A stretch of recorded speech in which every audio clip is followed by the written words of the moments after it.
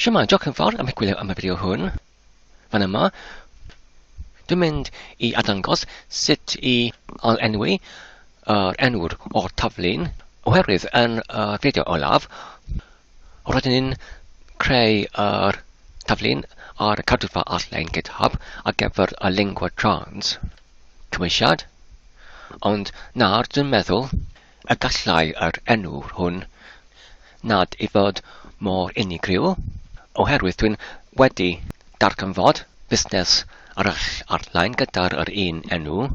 Felly, I ysgoi trafethion, dwi'n mynd I ailenwi y taflun.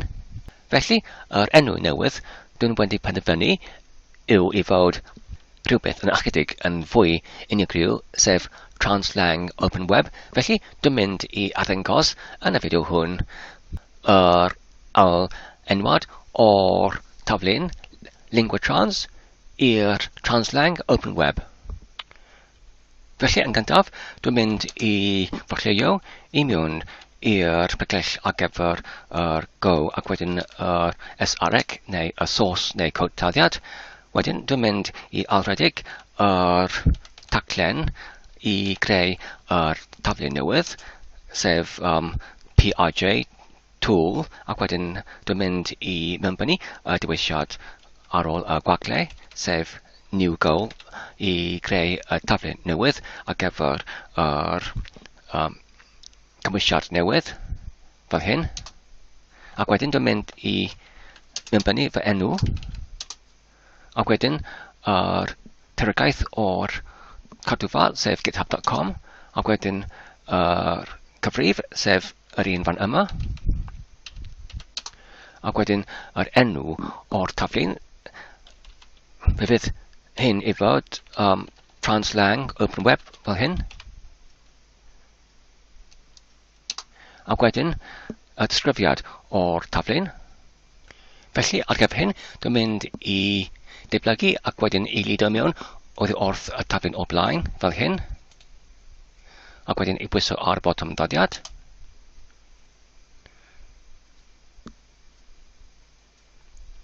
Nawr, maen nhw'n wedi creu taflun ac maen nhw'n wedi creu cadwfa leol. A dyna ni.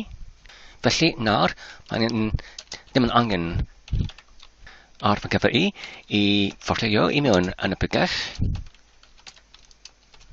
Fel hyn.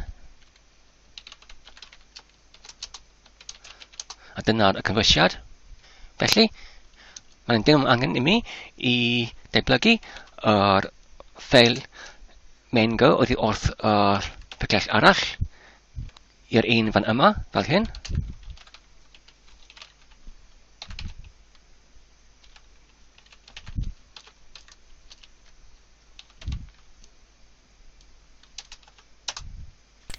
Ac hefyd ar gyfer test1.php.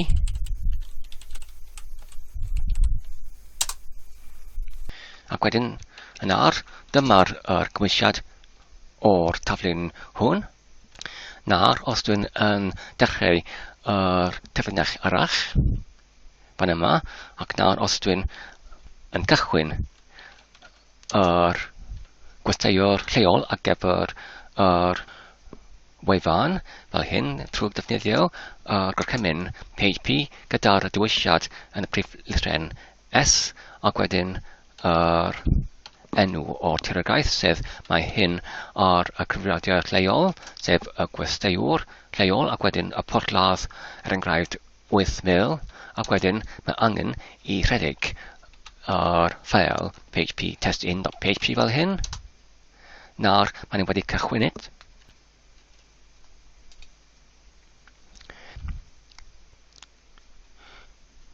Felly, ynglyn â'r neges gwell fan yma, mae hyn yn dweud mae'r cydbentwrwr Go yn chwilio ar gyfer y pecyn gyda'r enw lingua trans, ond nad ydy'r hynny yn bodoli I mewn yn y taflun hwn, felly mae angen I ni I ailenwi yr llwybr I mewn yn yr ffeil main go fel hyn, os ydyn yn chwilio ar gyfer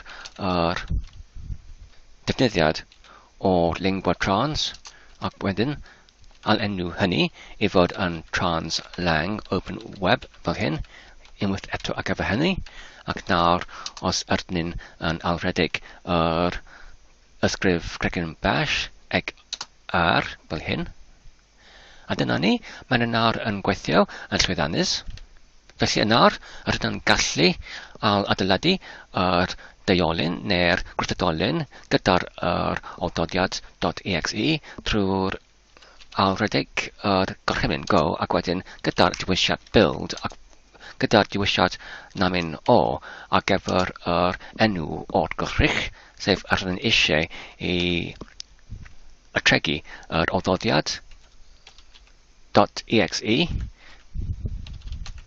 ar gyfer disgleirdeb yn dealltwriaeth o'r codtaddiad hyn, fel hyn, ac wedyn rydyn yn gallu pwyso ar y gwaglau ac wedyn mewnbynnu ar dot fel hyn,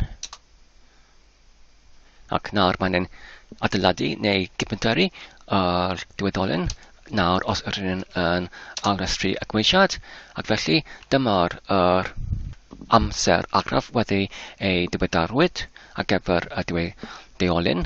Felly os yna yn rhedeg y deiolyn fel hyn,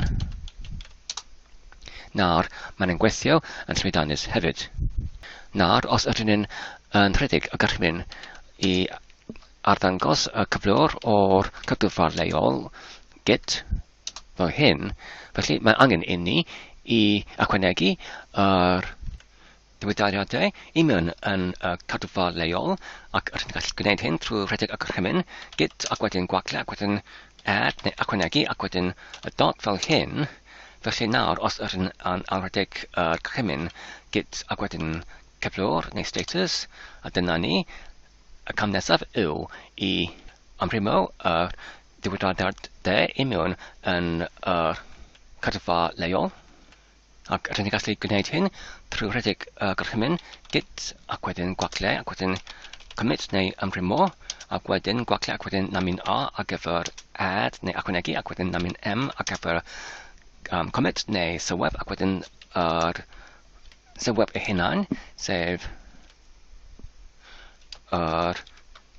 newidiau yn y ffeiliau ar gyfer main.go ac hefyd test1.php ac wedyn rydyn ni'n gallu arbenigo y dyddiad fel hyn sef yr 7fed ar 20 o mis Mawrth ac wedyn yr amser sef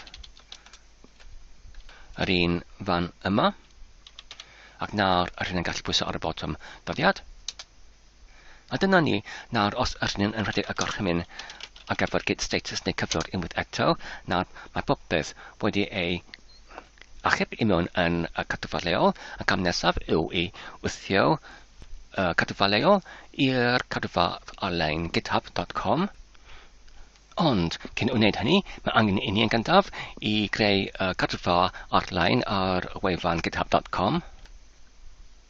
Felly, dyna ni unwaith eto ar cadwfar arlein ac felly dwi'n mynd I clicio ar y botwm newydd unwaith eto I greu y taflen newydd ar gyfer y cadwfar newydd ac mae'r hyn yn ei galw trans-lang open web fel hyn. A dyma'r disgrifiad fel hyn. Nawr y cam nesaf yw I uniongyrchol yn clicio ar y botwm I greu yr cadwfar newydd fel hyn.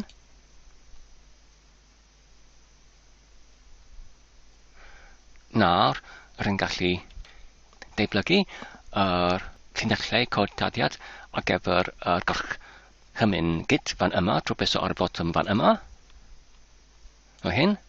Ac wedyn yn ôl ar tyfynell rydyn gallu ei lido nhw yn uniongyrchol I mewn ar y cymell gorchymyn fel hyn. Ac wedyn I pwyso ar botwm ddoddiad. A dyma fy enw defnyddiwr. Ac wedyn dwi wedi dyblygu yr tocyn mynediad personol a dwi'n mynd i'w lido I mewn fel hyn. Ac wedyn pwyso ar y botwm ddoddiad. A dyna ni, nawr ar ôl yr tudalen ar GitHub os dwi'n yn gwneud dateblu o tudalen hon ar gyfer y taflun.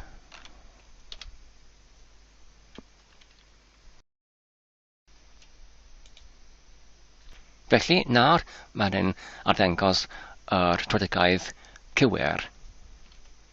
Ac mae gyda ni taflun newydd gyda'r enw newydd, sef trawslang open web. Diolch yn fawr am eich gwylio am y fideo hwn. Dwi'n gobeithio ydych chi'n ei canfod yn defnyddiol ac yn ei mwynhau. Tan y tro nesaf, cadw saff ac yn iach a hwyl.